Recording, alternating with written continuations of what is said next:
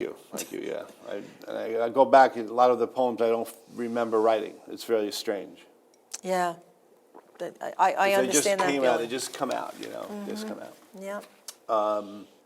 Now, the last poem is actually, in this book, is the last poem in this book, called, actually, it's called, let's see, Things I Never Thought Would Happen, 1955 to 2009. I never thought I would finish elementary school or junior high or high school or college because time seems to go so much slower when you are young. I never thought I would have friends that respected me until I had a friend that respected me and I had seen the difference. I never thought there would be men landing on the moon or a shuttle or the shuttle explosion or the other shuttle explosion. I never thought there would be color TV or TVs in cars or phones in cars or phones in our pockets. I never thought of the New York Mets would win a World Series or a second one, or the New York Jets would move to New Jersey. I never thought we would have to watch the draft on TV, praying for ourselves not to have our number come up, or actually see our friends and relatives fight in Vietnam.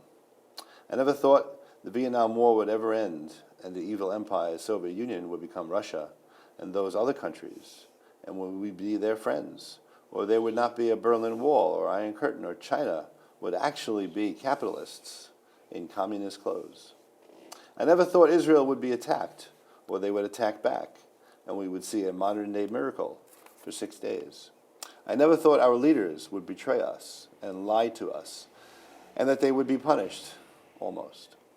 I never thought that I would find a job I actually liked and could get up in the morning to travel 2 hours to work there and put away enough money for retirement, and perhaps this hasn't happened yet. I never thought a woman would love me for me, or I would have children, or I would help raise them, or be able to teach them the lessons of life that I always remembered. I never thought I would have a dog, much less 2 dogs and 2 cats. I never thought that a candidate for president who won the popular vote would have lost the election, and the winning candidate only won the electoral vote by the margin of his own brother's state, and have it all decided by the Supreme Court. I never thought we would be attacked on our soil, invade another country to fight back, and in my lifetime get involved in another war in the wrong part of the world again.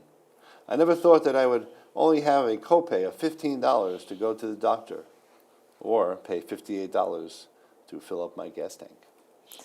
I never thought I would ever see the election of the century, where the electorate was colorblind and based their decision on the man himself. I never thought that my wife would die, my children would grow up so fast, I would think about life alone, and that my parents would grow old, and I would care for them. Or I would write 3 books to tell the world feelings that I have, that we all have, but can't seem to express them, about working, homes, dogs, sorrow, space, marriage, fathers, playing, family, history, leaders, war, living, and loving. That was the last poem in the book. And that's a perfect last poem. Yeah. Because it sums up Yeah. for all of us who are where we are now and have gone through all that. Yeah, you're right. We never thought.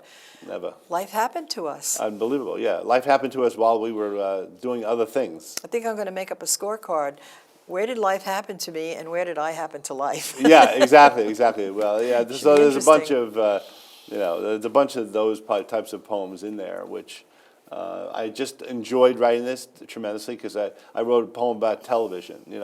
I could go on and on. I happen to love my own poetry. So that's the problem. That's great. That I makes guess you good. happy. That's good. That makes you happy. That's probably, usually I ask the question of my guests of what makes you, what's the most important thing you can say about yourself? And you just said it. I love my poetry. That's it, right? And we're a little short on time, but I Okay. really want you to say something about this book because Okay. this never ends. Right. I picked a couple of real quick ones. Go ahead. Okay. Go ahead. Yeah. So knowledge, then wisdom, perhaps. You can have a lot of knowledge, but maybe not wisdom. So basically, poem about single fatherhood, but single parent is also there. And I've set up the book as different, almost different emotions or challenges. Happiness, telling myself, conversing with myself, not remembering the things I told myself to forget, recessing far back in my mind, telling myself never to deal from a position of weakness, but questioning my strengths, telling myself never to leave a job till you have another one, telling myself to place the children first in all situations, but blurring the line, appearing to be a situation that would benefit just me, actually having a positive influence on them, telling myself to work at being happy, and the work continues. Let's see, I know that we're... Yeah, you have time for another one. Great. I tell you what, you had a tip for local authors. Give your Yes. tip first, and then you can end Okay, with your last so one. basically, write what you know. If you're an aspiring writer, write what you know, write with passion, make sure it's professionally edited.